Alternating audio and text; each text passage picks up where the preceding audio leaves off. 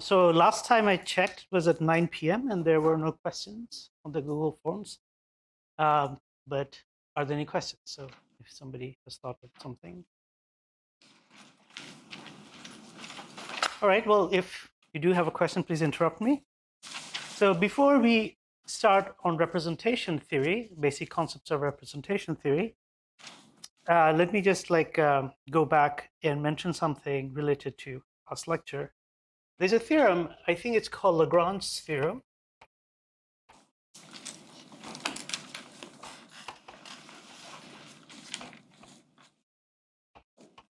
And it says that for cyclic groups,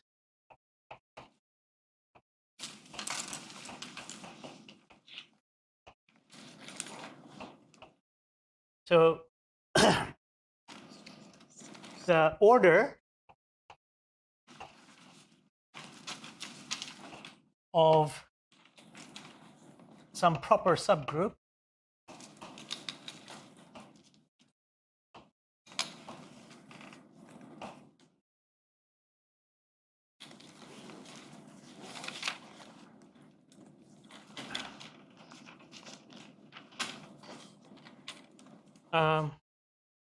I think the word is divisor. It isn't for cyclic. It's not for cyclic? It's for any finite group. Any finite group. Okay, sorry. Yeah. All right. Thank you very much.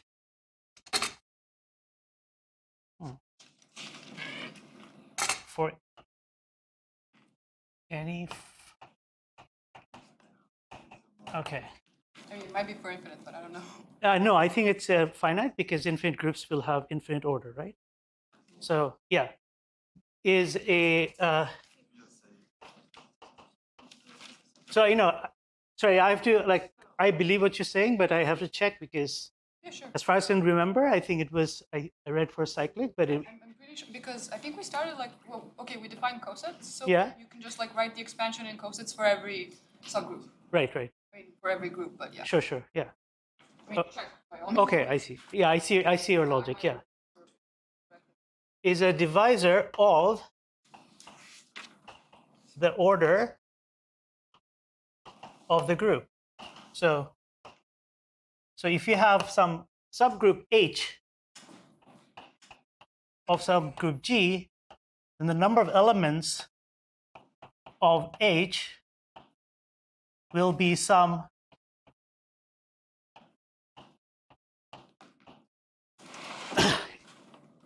integer, some positive integer times well, the order of the group that it's a subgroup of. So now if the reason why I bring this up is that if the order of the group is prime, then we see that G cannot have a proper subgroup, and therefore G is simple. Okay? So if this is the case, then G is simple. The related notion of simplicity for Lie groups is slightly different, and we will touch upon that when we come to that. So today, I wanted to go over the basics of representation theory, and at the end of the class, kind of tell you a qualitative story, which many of you may know, about how a Lie algebra arises from Lie groups. So it involves some concepts of differential geometry and stuff like that. So I won't have time to introduce all those concepts, but I can sketch the outline. But it won't be very rigorous. But I'll give you a reference where you can read about it in painful and gory details. Okay.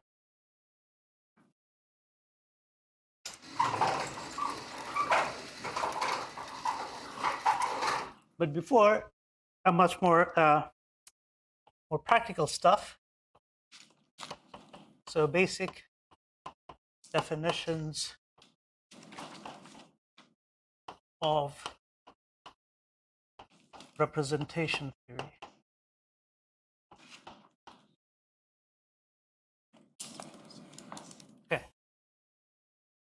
So in physics, we are not so much interested in groups as abstract entities, but as how they act on physical systems. And so we are interested in mainly, we are interested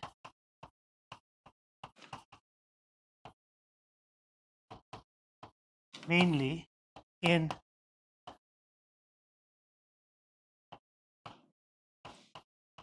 representations of groups in terms of linear operators.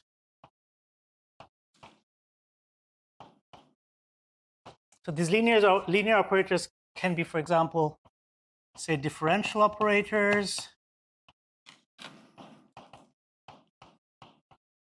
or, as often is the case, matrices.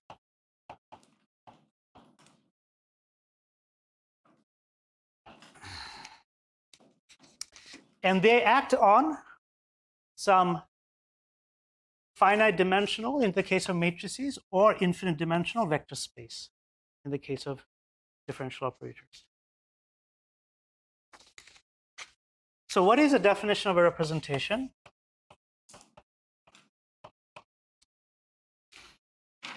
So the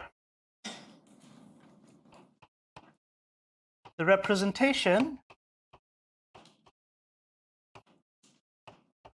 and I will use rep for short, of a group G is a map,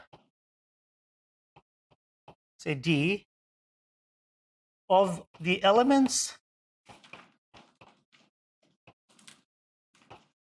of G onto a set of linear operators such that the group properties are reflected in the linear operator. So for example, the identity element maps into the identity operator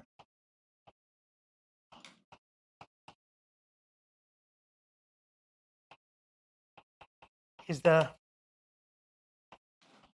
identity operator, acting on the vector space. The group multiplication is respected by the natural composition or multiplication in the linear operator space. So group multiplication is respected. So if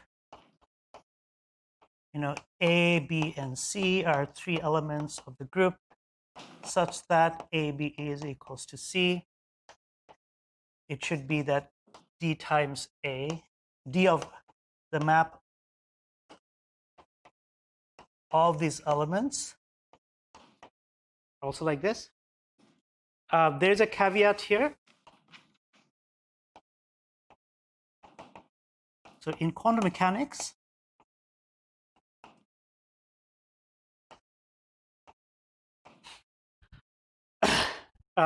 there can actually be a phase here. And that's because in quantum mechanics, states are defined up to a phase factor. So in quantum mechanics, a phase is possible.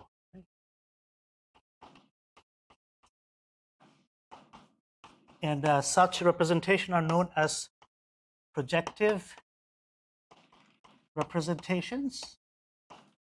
And I'm not going to say much more about that. If you want to know more about these subtleties, I think Weinberg has some in volume 1 of QFT, quantum quantum theory of fields, I think it's called.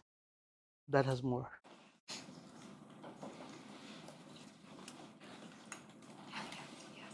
All right, let's do some examples, right?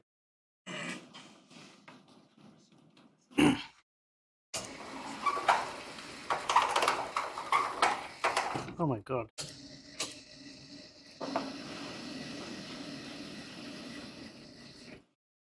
So it's kind of a matrix representation of C4.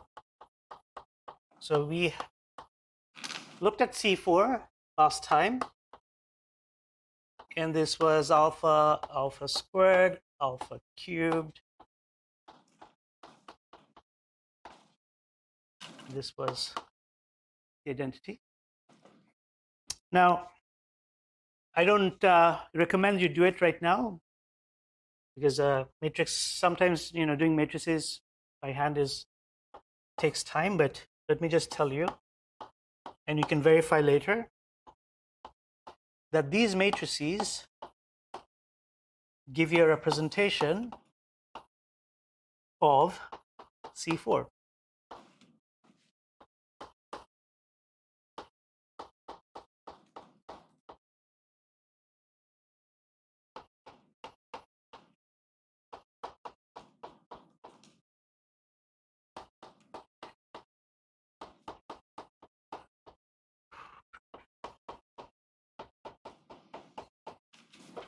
Okay, don't worry, I'm not going to write 2 more matrices.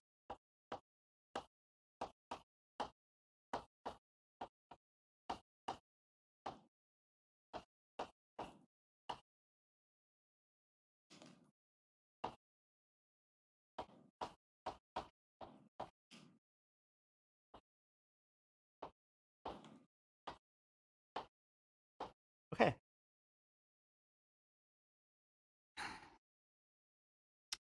So this lecture would be a little bit less interactive than the last one. But I'll try to find some problems along the way that we can all engage in collectively. So another example, so this is a representation of C4. This is a matrix representation.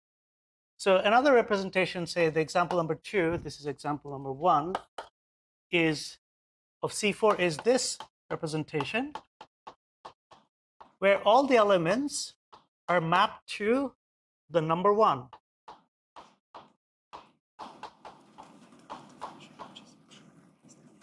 So this is an example of what is known as a trivial representation. And just because something is trivial doesn't mean it's not interesting. And we'll see that in quantum field theory, the scalar field would be a trivial representation, in some sense, of the Lorentz group, although an infinite dimensional.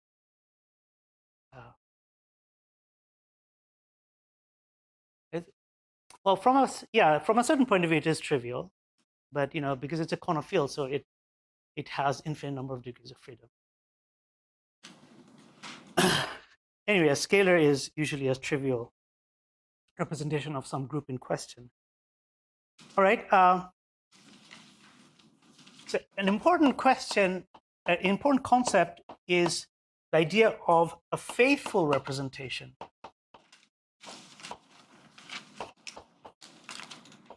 So if representation D of some group G is such that every element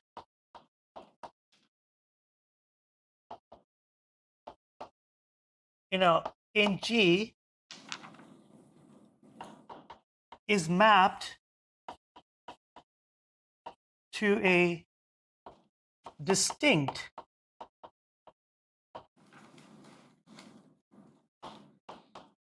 element D of G, then we say that D is a a faithful representation. Otherwise,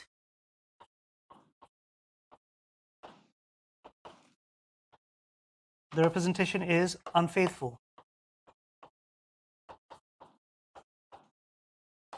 So if you actually calculate these matrices, you'll see that they're all different matrices. And therefore, that's a faithful representation, and that's an unfaithful representation. So these are simple ideas, but important. So let's do another example of C4. So it should be more obvious. Okay, before I do that, let's just introduce another concept. Equivalent representations.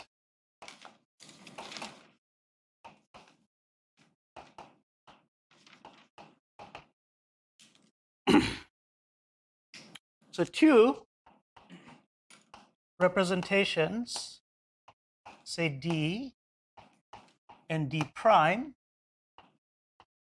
are said to be equivalent if so there exists an operator S, and it could be a matrix or something, even a differential operator, such that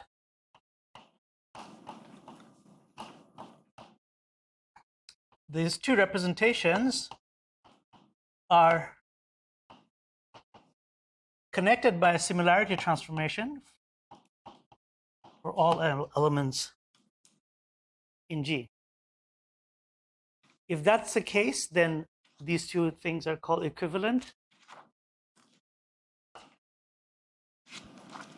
So let's do an example. So it's easier to verify.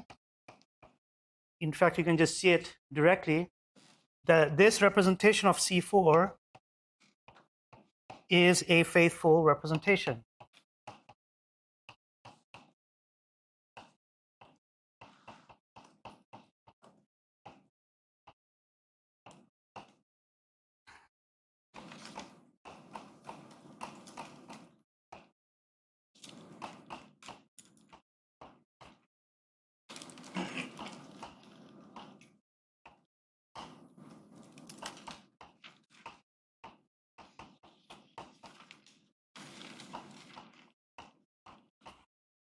Right? It's kind of should be obvious. All I've done is that I've inserted some complex numbers, which if you raise them to the power 4, it gives you 1, right? And now you can verify that that representation and this representation are indeed equivalent, because you can find a matrix S such that these two things are related. And I leave that as an exercise for you to verify. The S is given by, obviously it's something I cooked up. So this is shows that the two things are equivalent representation. As you know, in the world of matrices, two matrices are said to be equivalent if they're morally the same thing. If they're, all the important properties of matrices are unchanged under this transformation, right? Okay, any questions? Now this representation shows us that it's actually, there are two representations here, right? So there's the number 1, this phase, -1, and this phase. They themselves form a representation of C4. And these guys, 1, 1, 1, 1, they form the trivial representation of C4, right?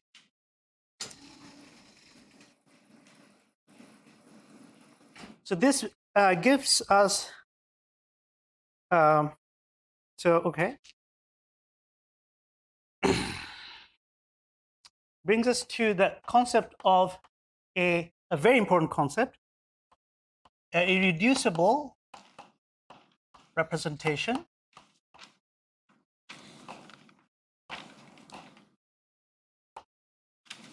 I think it's hard to emphasize how important this concept is. So a representation D is said to be reducible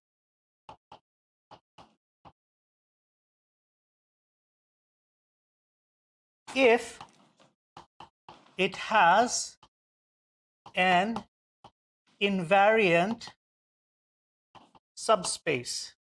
What do we mean by that? What we mean is that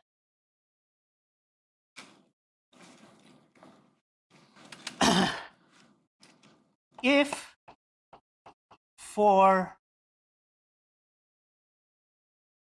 the action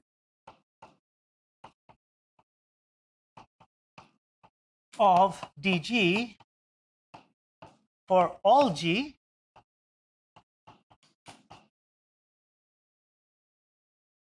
is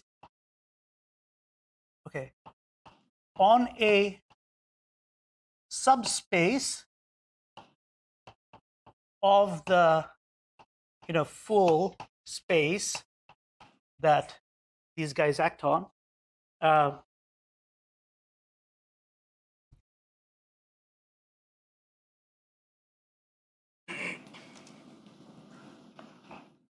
remains in the subspace. Okay. So let me make it even clearer. So if, in other words,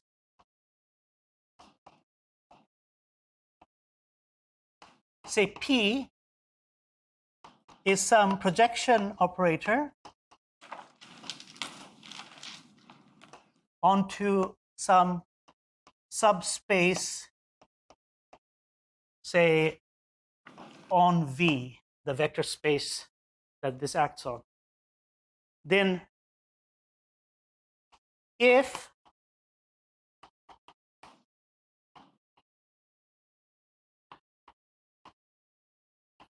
this is true, so this is going to be acting on some vector space on the right, and P is some subspace of the vector space. If this is true for all G, then we say that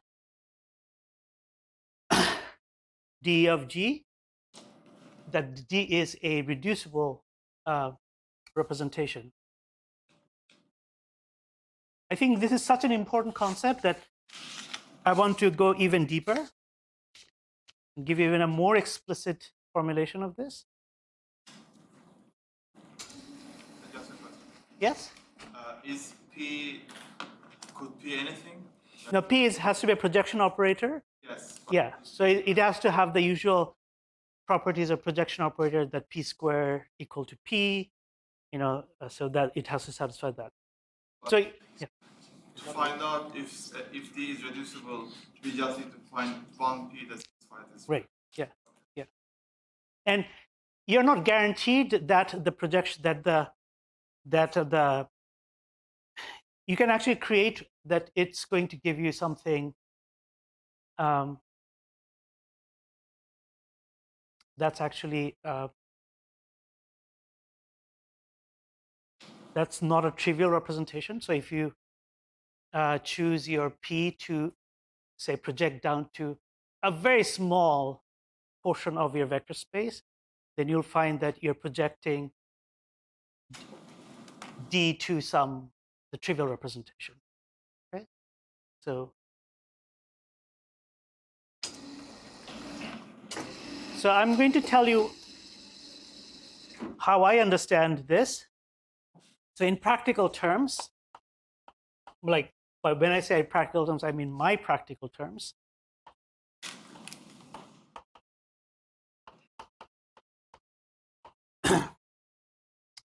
So this means that there exists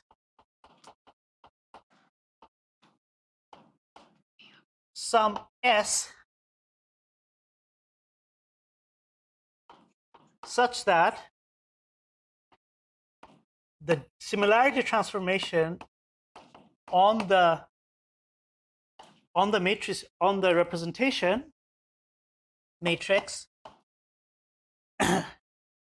breaks it up into block diagonal pieces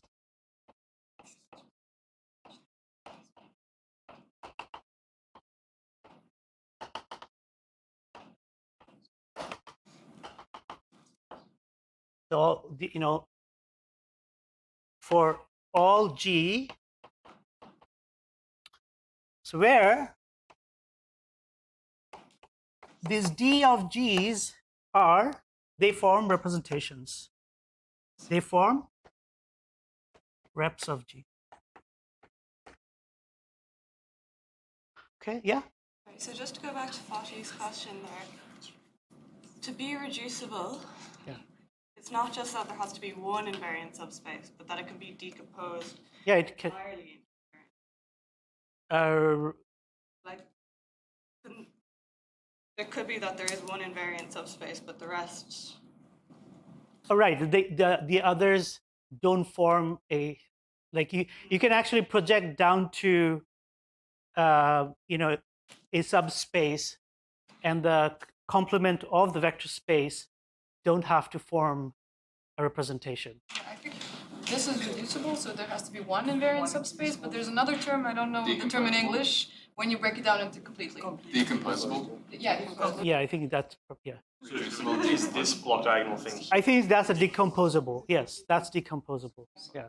So yeah. Are we requiring that the subspace in question is an orthogonal complement to the rest of the space?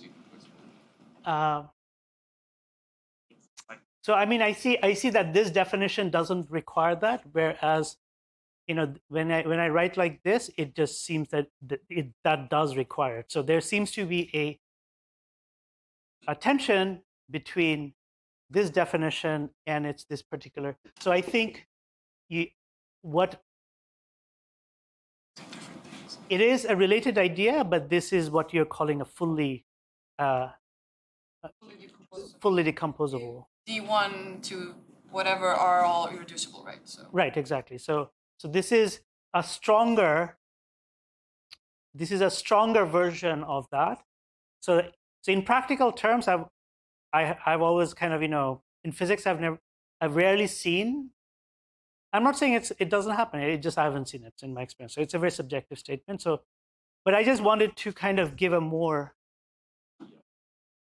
visualizable, version of this idea, because sometimes writing in terms of abstract operators, this is a very interesting. Maybe I'll come back to that, to some of this in the next lecture with an example or something. Okay. So there's also an idea which is called the fully reducible, and I find this a bit confusing.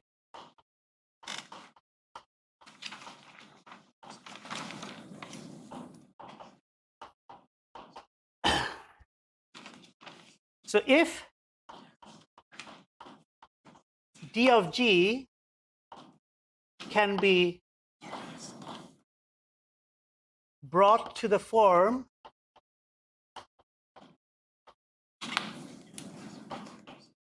where D of G consists of block diagonal matrices,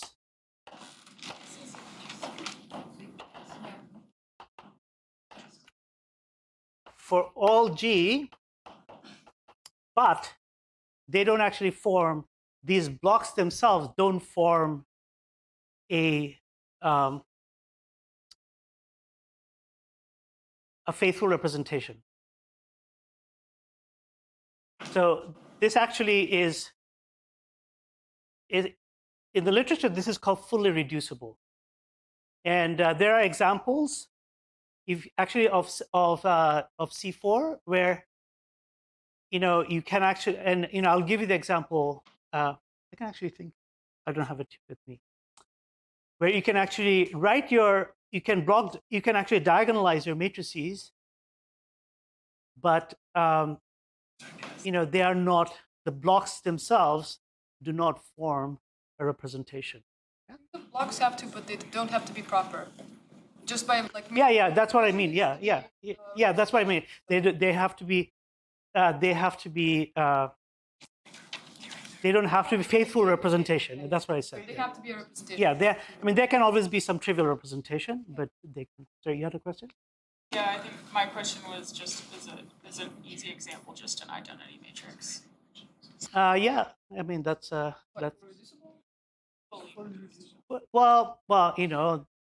Well, you can't just take one matrix, but right. I mean, all of the matrices that represent the. So let me I have an example for C4, which is of this form. I'll give it to you tomorrow. And but so okay, let me just write this out clearly. So if d of g can be brought to this form, where the AIs are not necessarily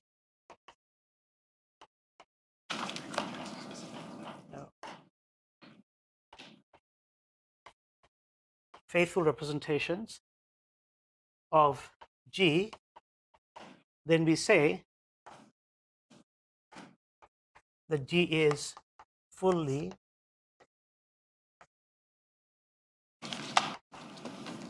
I kind of don't find this concept very useful. I've never, but I think it's good to go there because they're kind of related, and you will come across it in the literature, and so that you're aware of it. Yes.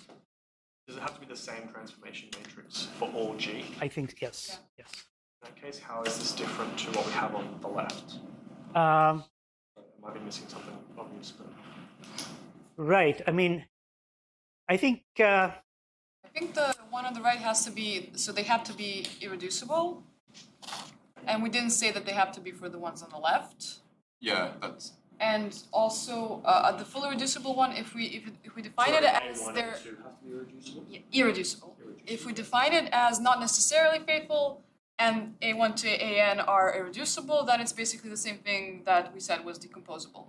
So just we call it differently. Because I thought you said originally that it's not, that they aren't faithful, but here you say that they're not necessarily, so we don't know. Then it's the same definition as for the decomposable. Oh, right. So if okay, yeah.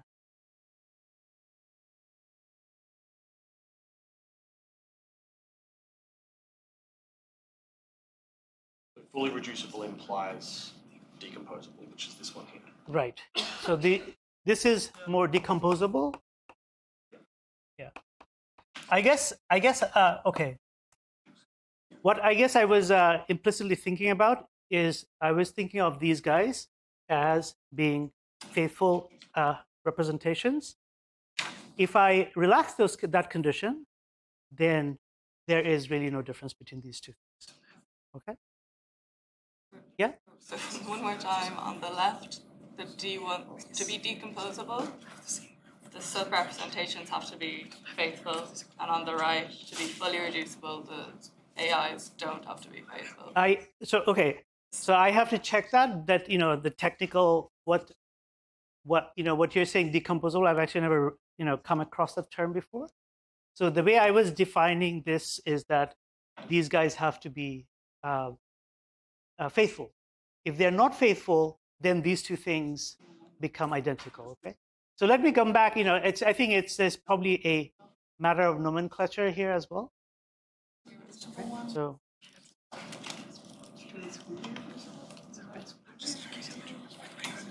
So the little d's don't have to be irreducible? Yes, I was thinking of these. Sorry, can you repeat your question again? Like the D1, D2, don't they have to, like when you decompose? No, they're irreducible, but whether they're faithful or not, that is the question. Okay, but yet they are in fact. Yeah, they're irreducible. Because if they were not, you could actually incorporate that fact into the S matrix that you found and actually have them break down into small pieces. Yes? I might be wrong here, and I'm kind of fishing from the depths of my memory here, but Right. I think that the distinction between two names here comes into play when the space is infinite dimensional. Okay. So that every unitary representation of a finite group is necessarily fully decomposable. Okay. I don't know, I'm not positive this is true, but I think I remember it from somewhere. Okay, every unitary... Every reducible representation is fully decomposable for. Yeah. So for finite groups, it's definitely true. For infinite groups, if it's a compact group or something, I think. Yeah. Some restrictions apply, but if it's reducible at all, then it's fully decomposable and reducible. Okay. So I think the idea of using matrices in the first place to describe this visually might be impairing our. Right. I see. Okay. Well. Distinction between. All right. So yeah, I'll look into this, and you guys can also look into that, and we can have another discussion tomorrow. But thank you very much. Yeah. Okay. So let's move on to the next topic, and in the next 5 minutes or so, let me sketch.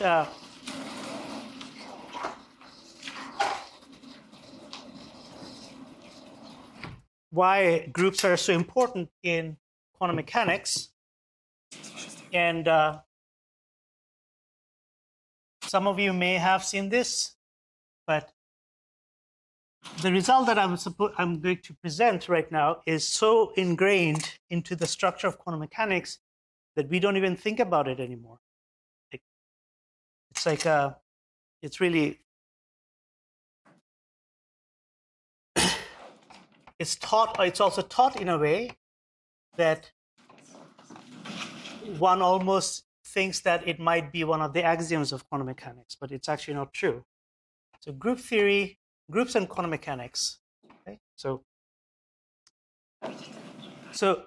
symmetries play a fundamental role in quantum mechanics, and that's due to a theorem by Wigner from 1931. And the statement is something, I'm going to give you a light version of it. So the group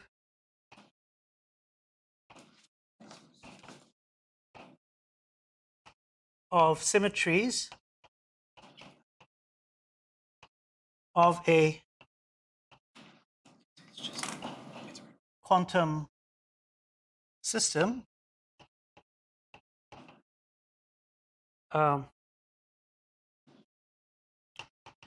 is represented by linear, unitary, or antilinear and anti-unitary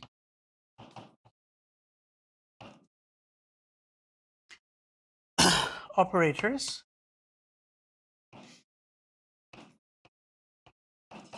acting on the Hilbert space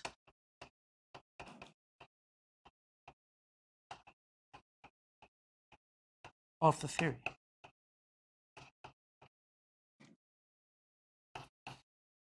So the standard reference these days for this seems to be Weinberg,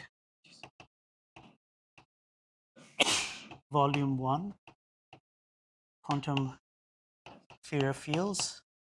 So this should be here. So let me give an outline of a proof.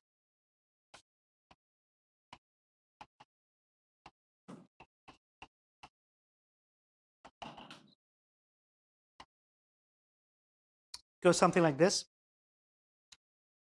So suppose you have a state psi1 and psi2, which are in your Hilbert space of the system. So you make some transformation, a symmetry transformation. So of the system under symmetry transformation.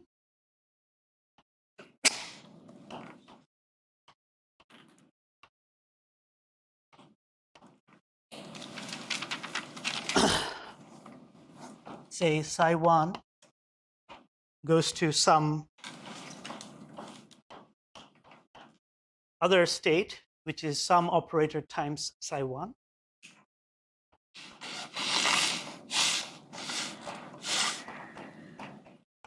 Right.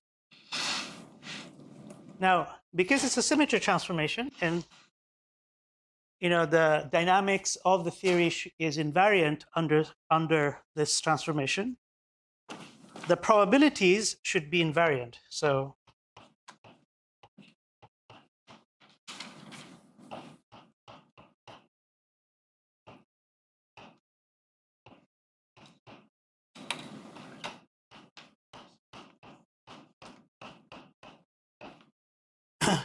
and Weinberg proves this using observers. I kind of don't like that because some of the internal symmetry groups don't really have to do with different observers. I would just say that unitary operators preserve the scalar product, so we know that it's going to be conserved. Yeah, exactly. That's where we're going. Yeah, that's like it's so trivial. It appears that like we don't actually think about these things, right? So the solution of this condition is that U is unitary, which means that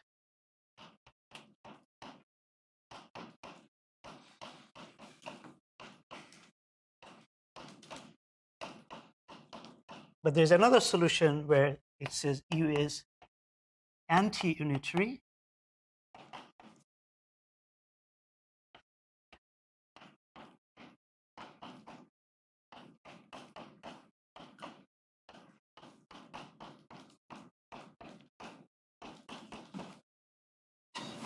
And if you assume that U is linear, in the second condition also leads that U has to be antilinear. In case you don't know what antilinearity is,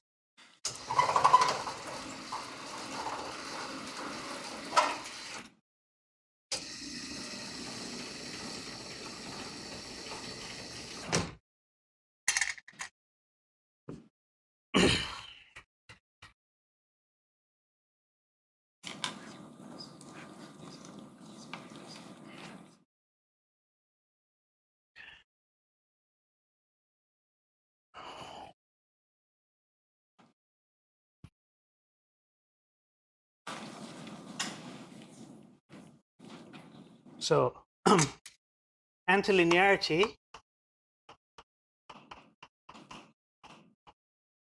means that U acting on, say,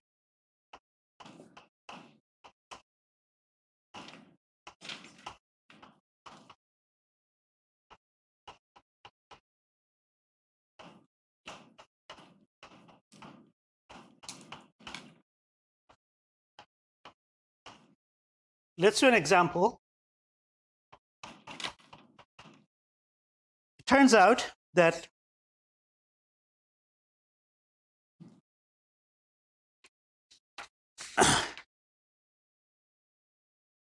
many quantum field theories that we see in nature are time invariant, or many quantum systems are time invariant. In fact, under the microscope, the Schrödinger equation is kind of a complex heat equation. But the fact that it is complex is very, very important because the heat equation, as you know, it is a dispersive equation. There's like a direction of time built into it, right? We don't see we always see some distribution of stuff kind of spreading. We don't see them kind of coming together. Whereas under the microscope, the dynamics of quantum particles seem time reversible. So the fact that the Schrodinger equation is actually complex is an extremely important feature of quantum mechanics. So if time reversal is a symmetry of some system, that means that it should commute with the Hamiltonian.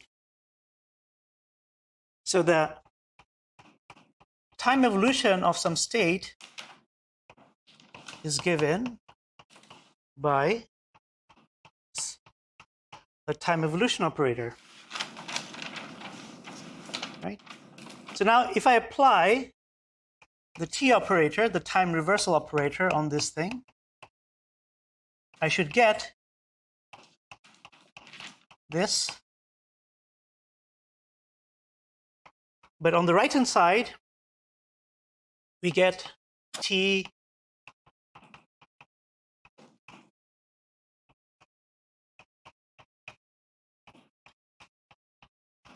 I've inserted the identity here. Now, if you apply 2 time reversals, you should get the identity. So that means that T inverse is just T. Right.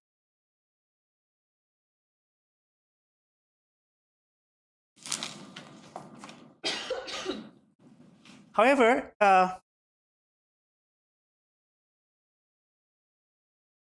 from this, from the time evolution of the state, we know that we can actually evolve states backward in time. That thing should be given by plus IH of T.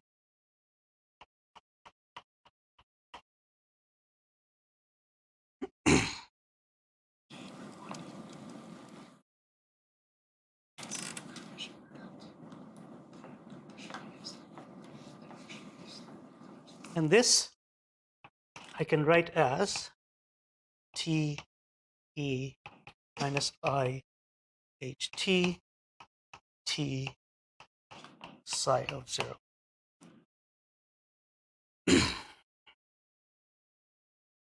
How did you go from that?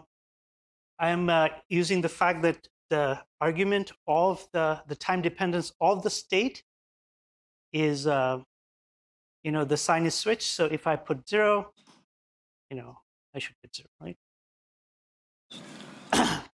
Right.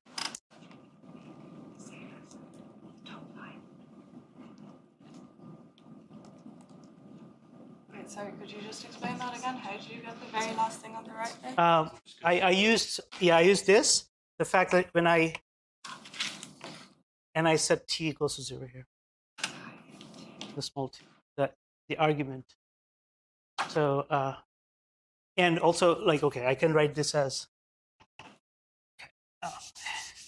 so this thing acting on this gives me psi of 0. And I'm using the fact that T inverse is T to write this as. Okay. All right, so what we get here is that this thing should be equal to this. Other words, it should be equal to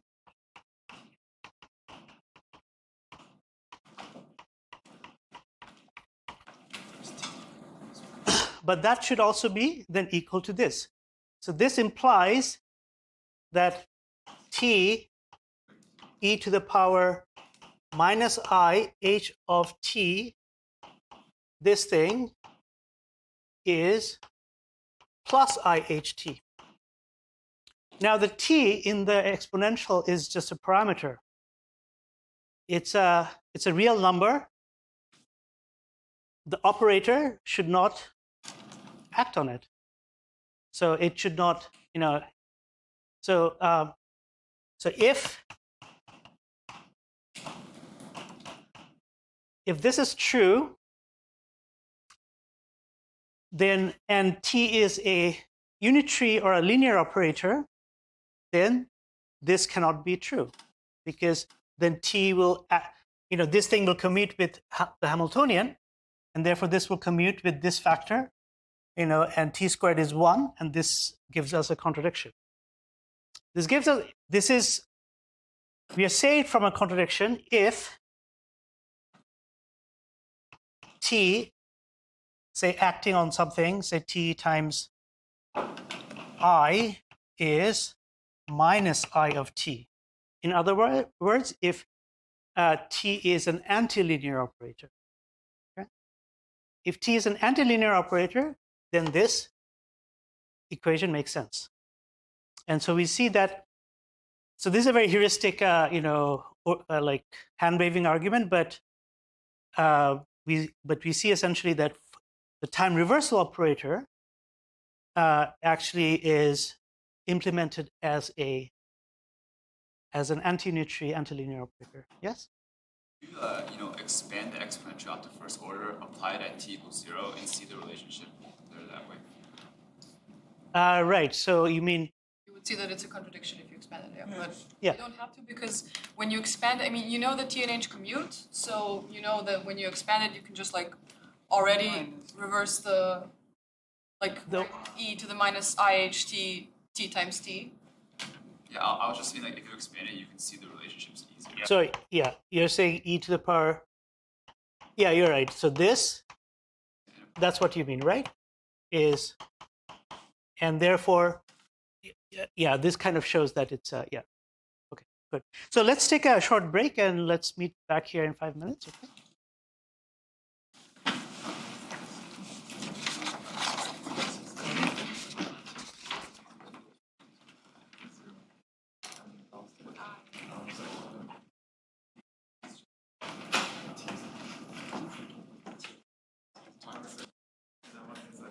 It defines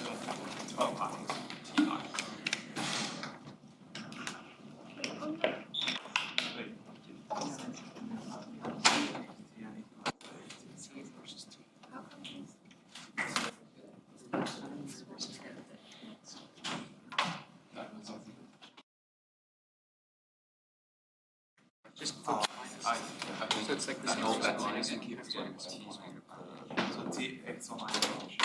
Yeah,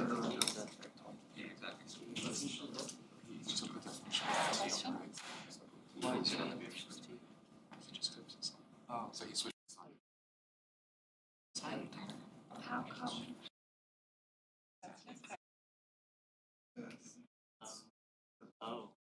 Well, what I'm confused about, if we were assuming it's linear stuff, so I'm saying it's anti-linear stuff, you're valuing that at t equals 0. Yeah, they're small t. Just like, are we doing a proof by contradiction or is it a proof that's what's our proof sketch? It only goes one way.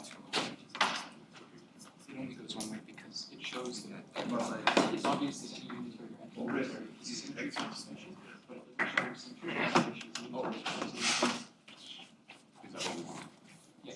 Yeah, and that part's really naturally.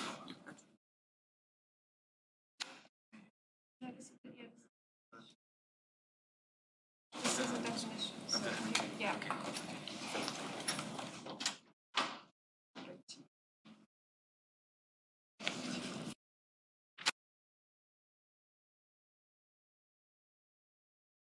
Tibra.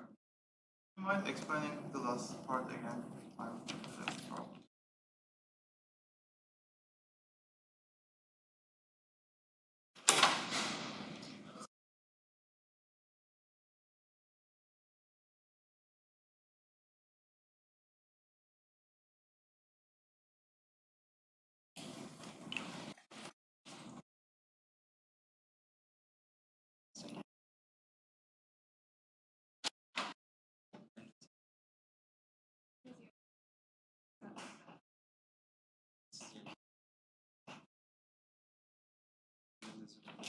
Yeah. Yeah.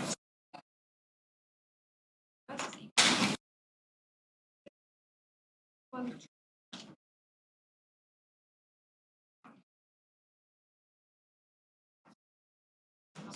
The inverse is the same. So suppose it's are already supposing something else.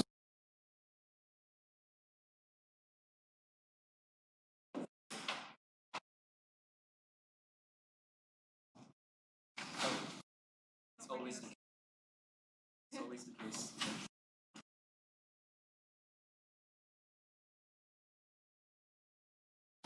It's okay.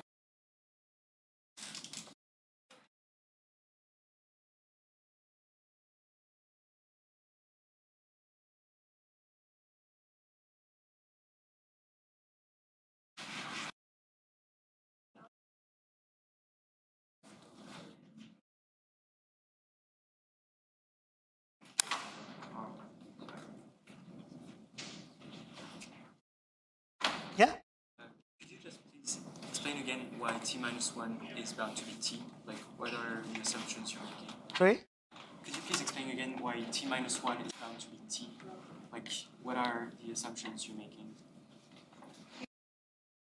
Like, why is general time reversal is like time reversal. Okay, so Why is get the identity? I'm sorry. So it's I, no, y t equals t. Yeah.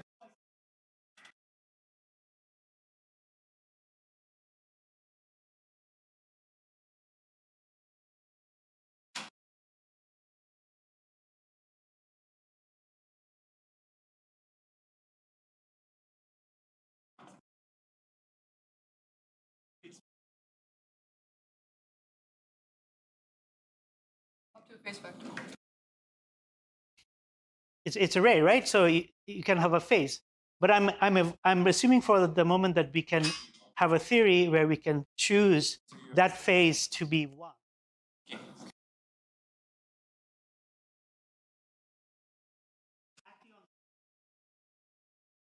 If you were to choose the phase as -1, then you would have t linear, right? Yeah, but I think that's going to give you lots of trouble elsewhere. Where? First of all, that won't be a unitary operator then.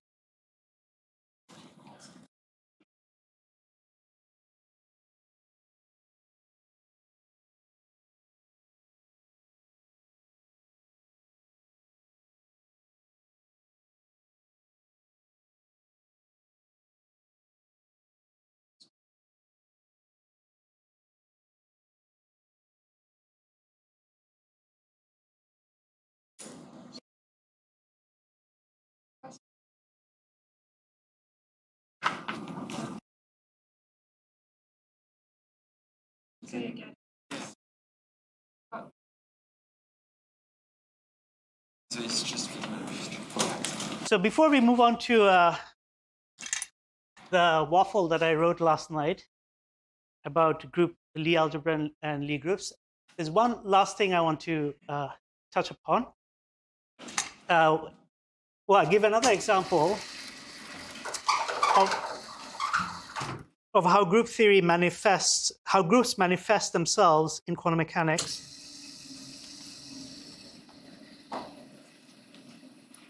So these are, you've come across these kind of examples in your undergraduate quantum mechanics. I'm just slightly formalizing them. So it's like Molière when he said that he didn't realize that he was speaking prose all his life.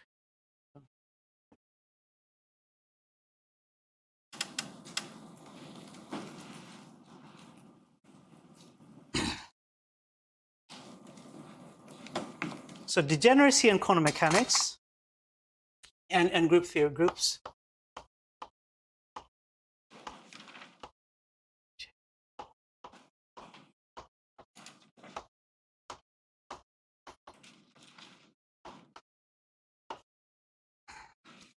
So suppose G is some group of symmetries of some quantum system.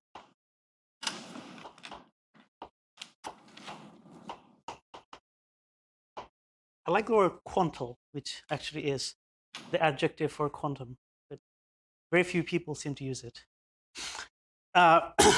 So this means that So if D is the representation, it seems that then it means that the commutator of H with D vanishes. Now let psi be an eigenstate of the Hamiltonian. And now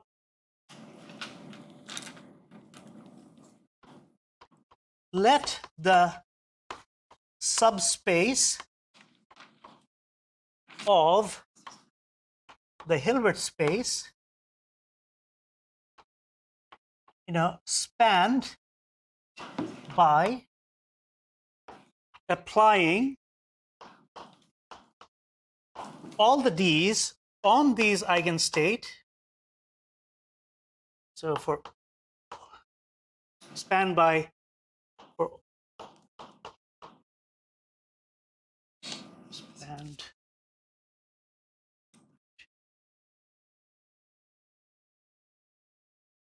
be, say, given by some set of linearly independent, set. So let me explain what I mean here. So this is a linearly independent set. So what I mean is that take this state psi, apply all the DGs on it, then you get, you get some set, right? I mean, that set is spanned by these. Yeah, exactly. And that set is spanned by these linearly independent sets. So that space has some dimension n, right? Now, since DG commutes with H, all of these have eigenvalues, energy eigenvalue E.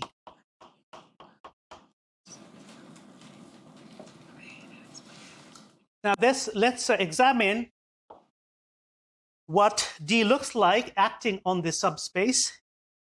So D of G, say acting on psi of I, is going to be, let's do a decomposition of identity here.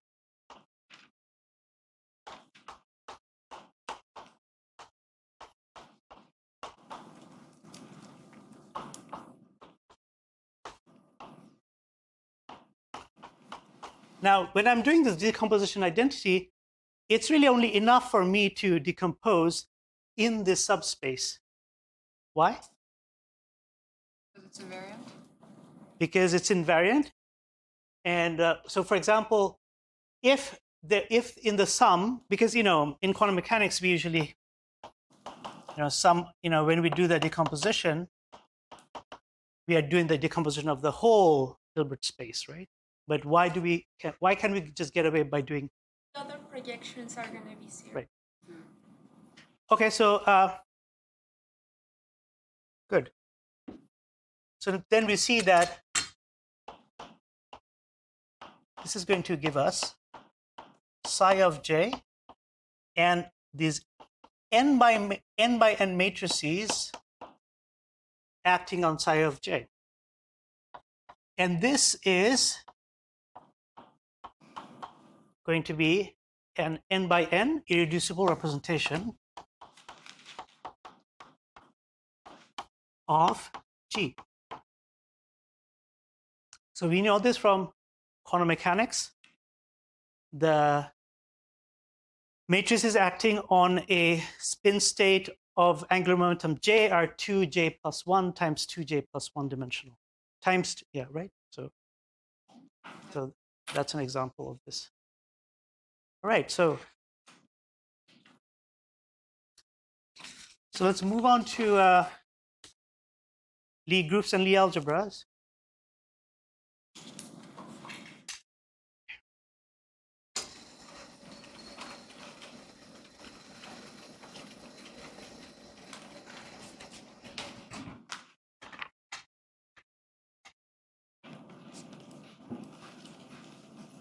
This is really where the real course starts.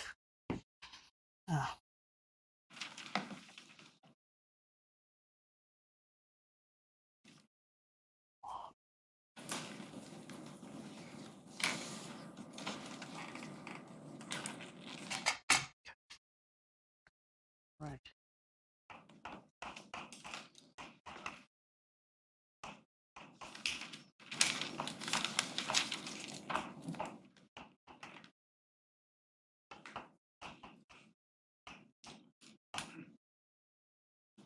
So Lie groups were introduced by Sophus Lie in the 19th century, and he was trying to understand the geometry of this solution space of differential equations.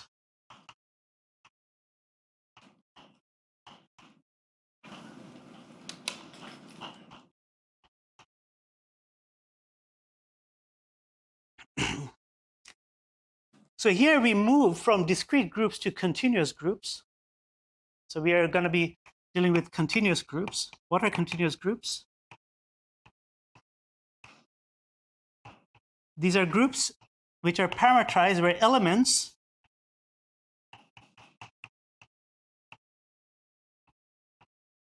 are parametrized by set of continuous parameters, real parameters most. No, doesn't have to be. Parameters. In fact, I think in supergroups, the parameters can even be Grassmannian. Example, we already saw U1, which consists of these guys, where theta goes from 2 pi to 0. So we can identify the parameter space of U1 with the circle. So we can write that this is, the U1 is actually some kind of, is a circle.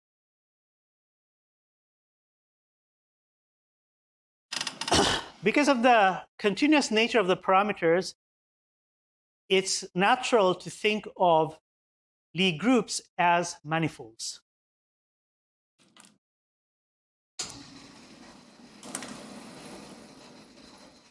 You guys know what a manifold is? So I don't. I only know what it locally looks like, and I know that globally. That's the definition. Yeah, Locally, yeah, exactly. That's the physicist definition. Okay. So when I went to Cambridge to do part 3, my first class was this amazing lectures by on general relativity by John Stewart, and he was just talking about manifolds all the time, and I freaked out. So I started going to pure math courses, and so in the end, I kind of fell into this trap of infinite regression until one day, the penny dropped and said, I only have to know the fact that a manifold is something that locally looks like a flat, Euclidean space. It's an Rn. So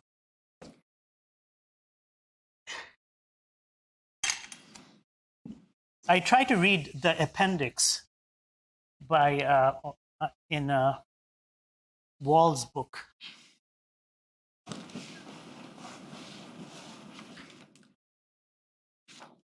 But I think there's some nice examples of spaces which are not Hausdorff.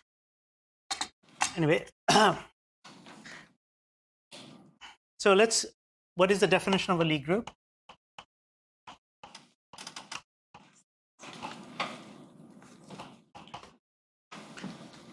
Okay, so a Lie group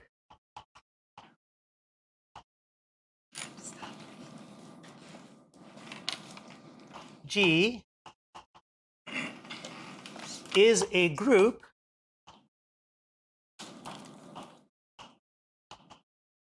which is also a manifold.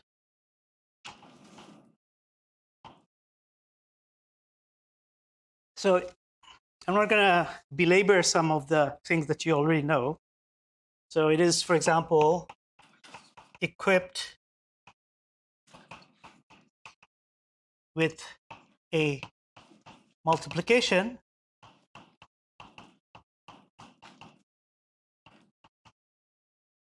which is a map from G times G to G, and there exists, which has the usual properties of groups, with the usual properties,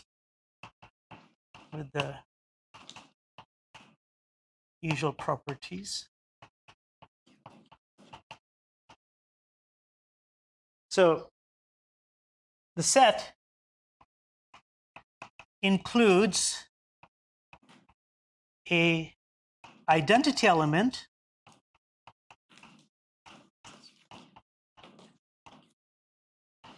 and for each element there is a unique inverse.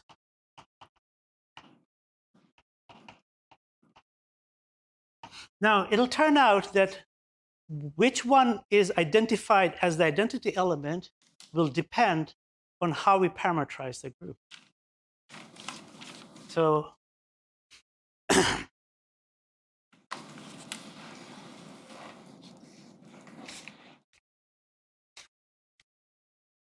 right.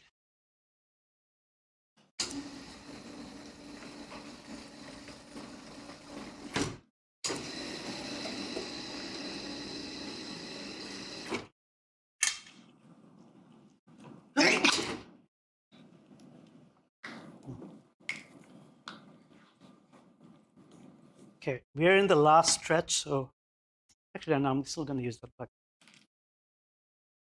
There's a fourth fixed blackboard in the back.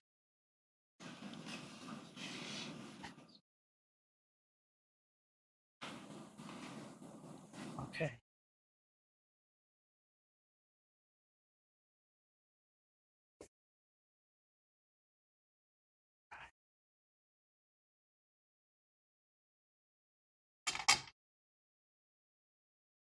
So suppose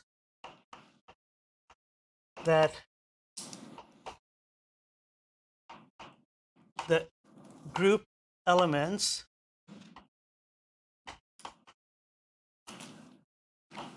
are parametrized by the set phi, which phi is phi1 dot dot phi n. Then we write that a generic element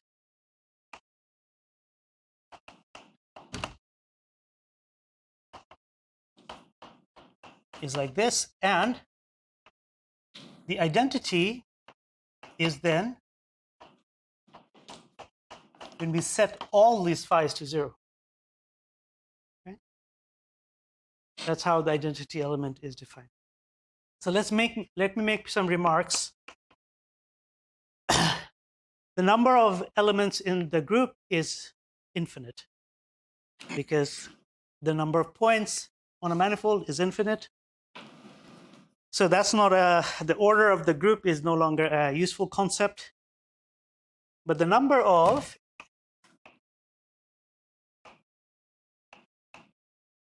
independent parameters that you need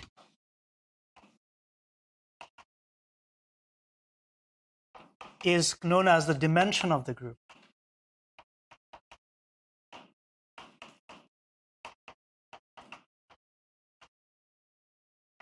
This dimension may or may not be infinite.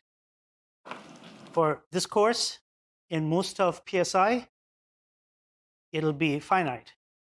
However, One way of looking at gauge groups of gauge theory is that they're actually infinite dimensional groups, because you have a group at every point in space-time, and therefore you actually have an infinite dimensional group.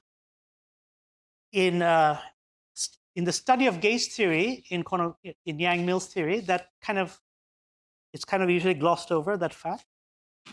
However, this fact becomes very important in string theory, where there's a notion of affine Lie algebra or Kac-Moody algebra, and Virasoro algebra. Those are infinite dimensional algebras. Okay, so they are essentially gauge groups, and they will be infinite dimensional. Okay,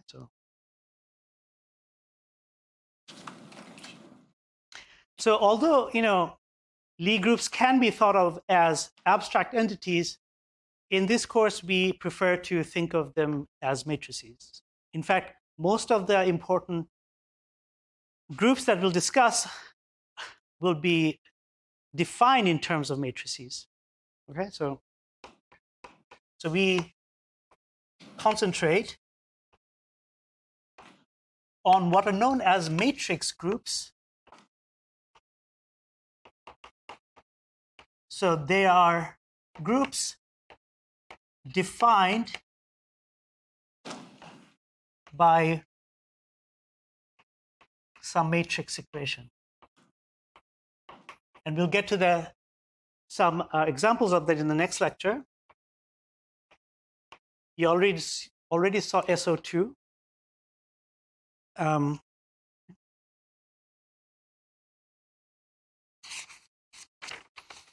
Okay, so let's just start. I won't be able to finish it today, but let's start on the relationship between the Lie group and Lie algebra.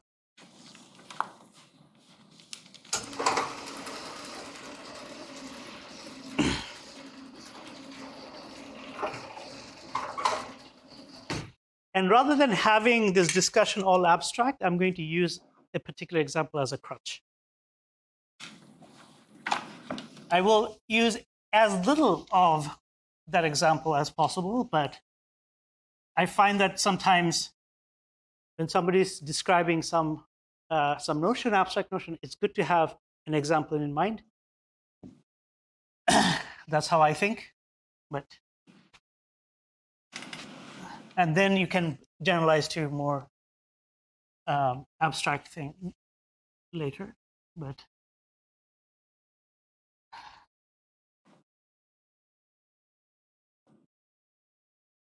okay, so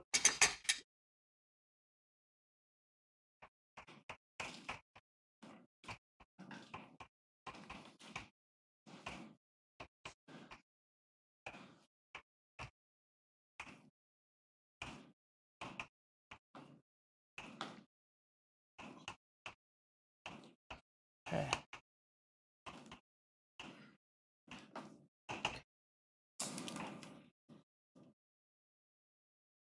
The one-line wisdom is that Lie algebras encode the structure of the Lie group around the identity. So it's a local description. However, there's a lot there to unpack. So let's consider a spin half particle. So its wave function is given by some vector, like a two-dimensional column vector, right? So and now let's consider rotations. So rotation by theta around some direction, which is given by some unit vector n.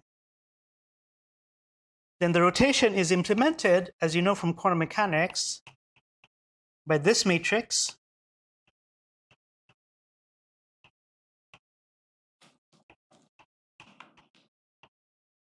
Okay? Where this is the set of the three Pauli matrices which I'm assuming you're all familiar with.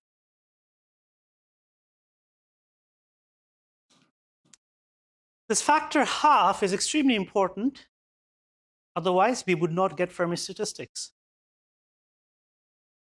So when we have bound state of, when we have two identical particles, it helps, we actually get an antisymmetric wave function. And now let me introduce some geometric concepts. And one of them is a tangent vector.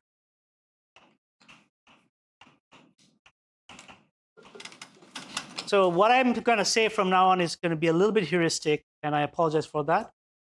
If you want more rigorous stuff, I gave you the reference of an online book that I wrote with a friend of mine long ago. It has details, like in pain. It's described in painful detail. Like you'll be sorry that you read it. But any books on, a good book on Lie group will have nice discussions on the geometry of the Lie manifold and their relationship to Lie algebra. Okay, so what's a tangent vector? So suppose we have a curve on our manifold. So it's a set of 3 numbers, but they depend on some parameter t. So this is our manifold M, and this is some curve. And the coordinates on this curves are given by theta, because it's a 3-dimensional manifold. There are 3 coordinates. So the tangent vector to this curve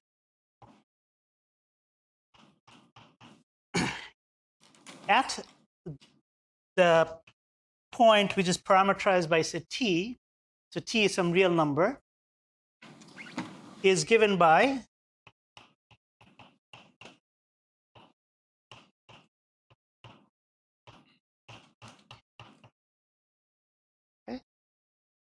So this is what we mean by a tangent vector. So we can think of v as a local vector pointing in that direction. Sorry, this is a vector when you put an arrow down. Yeah, sorry, yeah. Everybody puts it upstairs. I know I put it downstairs. Yeah. The person, the first lecture I ever had as an undergraduate in physics, he used this underbar, and I have not been able to break that habit. Although I realize it's a minority habit. You know him, Harun Rashid. All right. So this is a coordinate representation.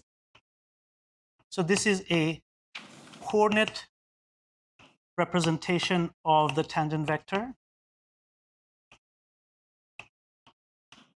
Now I'm going to use the tangent vectors that we will work with are kind of similar. All right, so let's play a little bit with these matrices.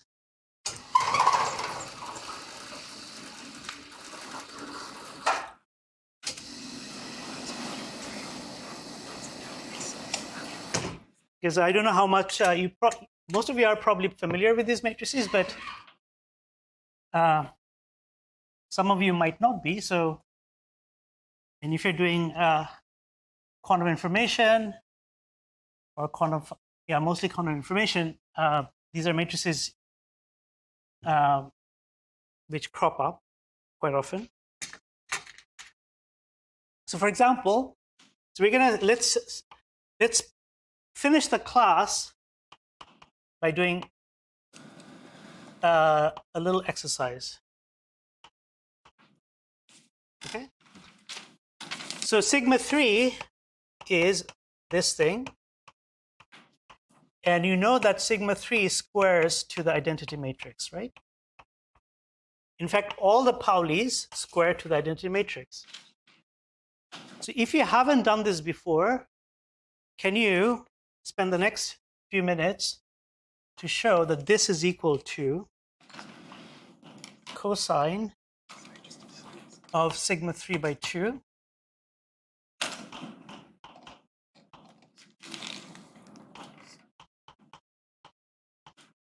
How many of you have seen this before? Pretty much almost everyone. So then so those of you who haven't, I leave this as an exercise. It's not very involved. You just have to expand this exponential on the left as a power series and use the fact that the sigma 3 squares to the identity. And then you will see that all the terms reorganize in cosine and sine. So it's kind of the analog of Euler formula, but for Pauli matrices. Okay, so because most of you have seen this, I'm not going to pour over this. So this holds for all the Pauli matrices. Now, the Pauli matrices don't commute, right? So Paulis don't commute. Like this could be, yeah, okay. So that means that the group that is formed by those matrices, you know,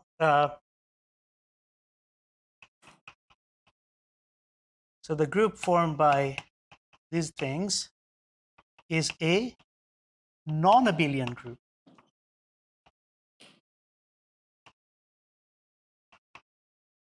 So you can take, for example, I theta 3 by 2 sigma 3 and try to work out I theta 2 sigma 2, and you'll see this is not 0. And you know, this formula should help you do that. You can also use the properties of the Pauli matrices.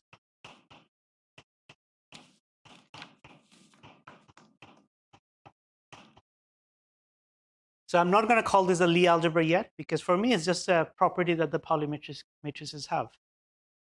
Okay. Okay.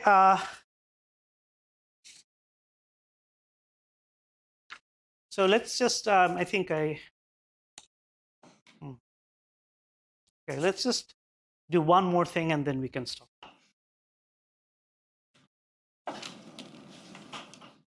So let us define the exponential map.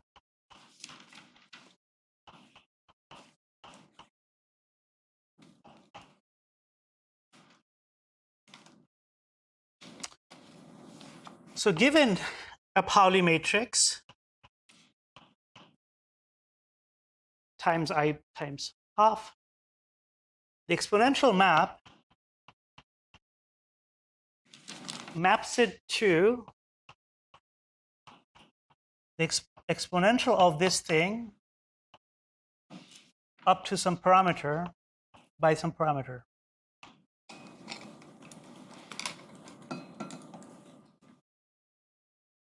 These factors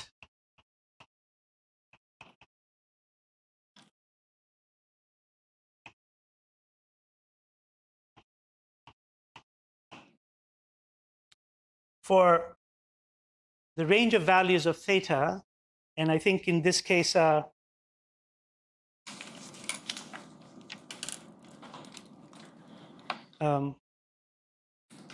actually form. So I think theta here is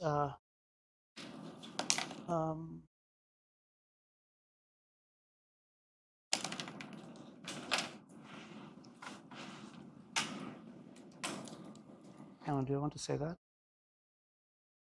Because the thetas don't always have to form a circle, right? So I was tempted to say that they form an abelian subgroup, because as you can see that if I take exponential of I, say sigma, let's just say sigma 1 theta, and multiplied by e to the power sigma 1 theta 2, theta 1 and theta 2, then we get e to the power I sigma theta 1, theta 2, right?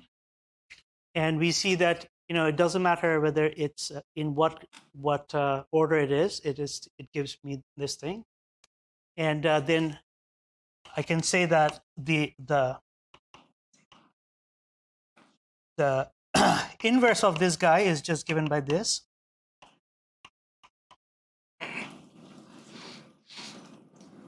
And the identity matrix is I think it does form an abelian subgroup.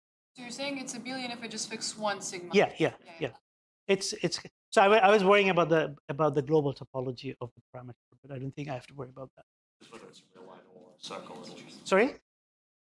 So the reason it doesn't matter is because whether it's a circle or just like a line, it doesn't matter, right? Yeah. I was worried.